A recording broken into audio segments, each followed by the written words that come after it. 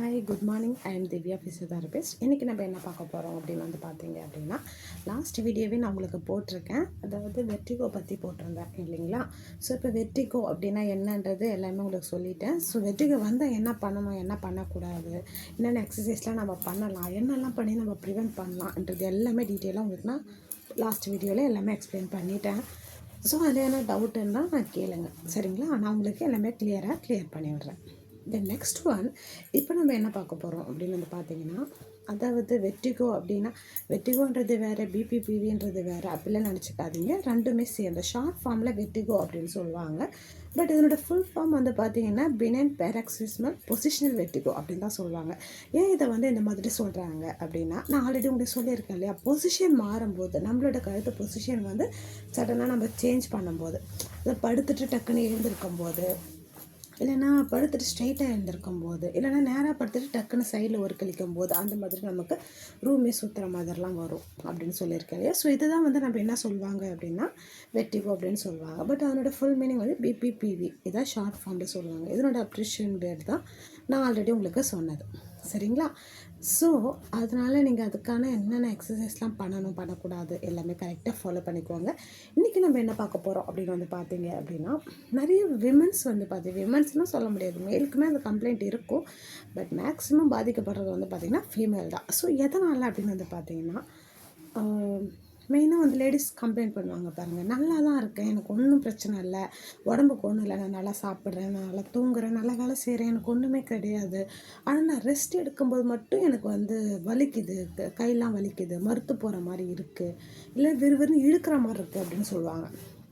மெயினாக எதை சொல்லுவாங்க, இண்டெக்ஸ் ஃபிங்கரும் மிடில் ஃபிங்கரும் ரிங் ஃபிங்கர், இது 3 தான் விறுவிறுன்னு இழுக்கிற மாதிரி இருக்குது. அதாவது வேலை செஞ்சுட்டே இருக்கேன், சடனாக ஒரு பாட்டில் எடுக்கிறேன் அப்படின்னா டக்குன்னு எனக்கு அந்த பலவிதமாகுது. அது பாட்டில் எடுக்கும்போது அப்படியே விறுக்குன்னு இழுக்குது.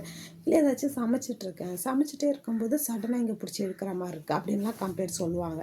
ஸோ இது பார்த்தீங்க அப்படின்னா எதனாலனா ஓவர் யூஸ், நம்ம இது ஒர்க் கொடுக்க என்ன ஆகுது, மசிலோட ஸ்ட்ரென்த் குறைய ஆரம்பிச்சிருது.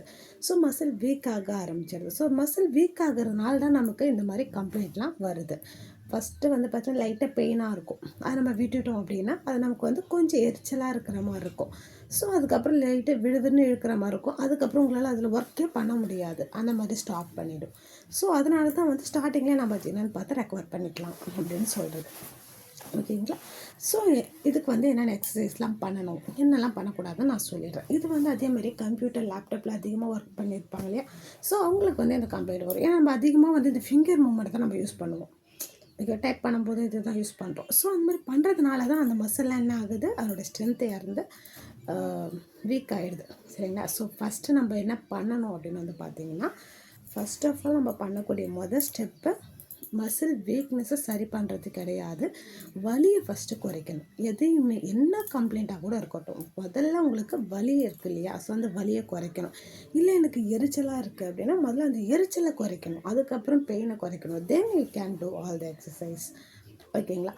ஸோ இப்போ ரொம்ப பெயினாக இருக்குது, இதனால் எதுவும் பண்ண முடியல, சடனாக கிராம்ப் ஆகிற மாதிரி இருக்குது, பிடிச்சி இழுக்கிற மாதிரி இருக்குது அப்படின்னு சொல்லுவாங்க. ஸோ அந்த மாதிரி பண்ணும்போது நீங்கள் என்ன பண்ணணும் அப்படின்னு பார்த்தீங்க அப்படின்னா, ஃபஸ்ட்டு நம்ம அந்த கிராம்பை சரி பண்ணணும். அது சரி பண்ணதுக்கப்புறம் நம்ம மசில் ஸ்ட்ரென்தன் பண்ணுறதுக்கான எக்ஸசைஸை பண்ணிக்கலாம், சரிங்களா? ஸோ இப்போ மசில் கிராம்ப் இருக்குது. ஸோ மசில் கிராம்புக்கு நம்ம என்ன பண்ணணும் அப்படின்னு பார்த்தீங்கன்னா, ஒன்றுமே இல்லை. இப்போ உங்களுக்கு இந்த சைட்லலாம் பிடிச்சி இழுக்கிற மாதிரி இருக்குது அப்படின்னா, ஜஸ்ட் நீங்கள் ஃபிங்கரை ப்ளேஸ் பண்ணி ஆப்போசிட்டை நல்லா இப்படி எக்ஸ்டெண்ட் பண்ணுங்க, ஓகேவா? தெரியுதா? நல்லா ஃபுல்லாக எக்ஸ்டெண்ட் பண்ணிக்கோங்க. அந்த மாதிரி இழுக்கும்போது இந்த மாதிரி செய்யணும். செஞ்சுட்டு ஒரு 5 to 10 செகண்ட் அப்படியே ஹோல்ட் பண்ணிக்கோங்க. தென் பொறுமையாக ரிலாக்ஸ் பண்ணுங்கள்.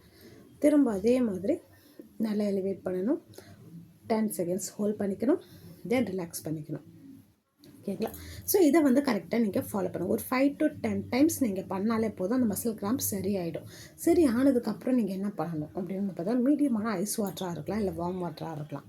அது உள்ளே கை வச்சுட்டு நல்லா நல்லா மடக்கி நீட்டுங்க, கை நல்லா மடக்கி.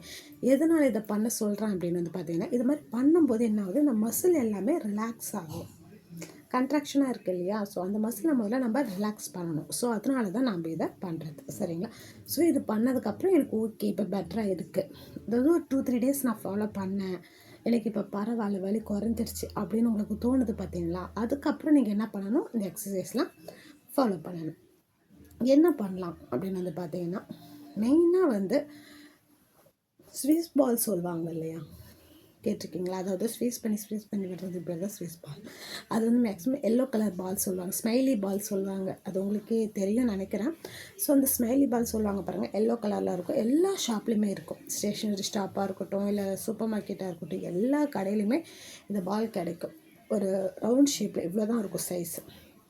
ஸோ அந்த பால் வாங்கி வச்சுக்கோங்க. இது வந்து எதுக்காக செய்யணும் அப்படின்னு வந்து பார்த்தீங்கன்னா, மசில் வீக்காக இருக்குன்னு சொன்னேன். ஸோ அந்த மசிலை ஸ்ட்ரென்தன் பண்ணுறதுக்காக தான் இந்த எக்ஸசைஸு பண்ணணும். சரிங்களா?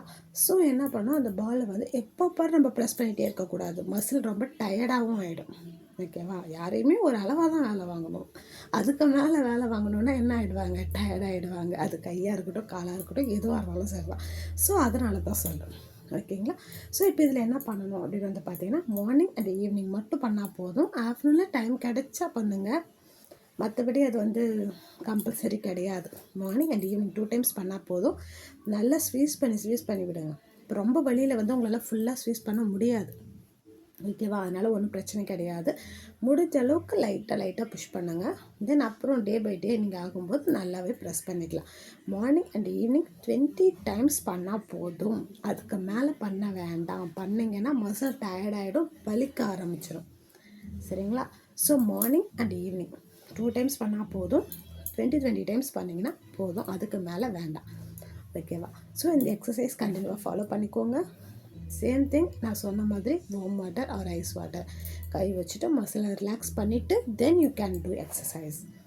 ஓகே, இது உங்களுக்கு யூஸ்ஃபுல்லாக இருக்கும்னு நினைக்கிறேன். யூஸ்ஃபுல்லாக இருந்தாலும் கமெண்ட் பண்ணுங்கள். சரிங்களா? எனி டவுட் இருந்துச்சுன்னா டிஸ்கிரிப்ஷனில் ஒரு காண்டாக்ட் நம்பர் இருக்குது. ஸோ அதில் கால் பண்ணி நீங்கள் டவுட்டை க்ளியர் பண்ணிக்கலாம். Okay, thank you.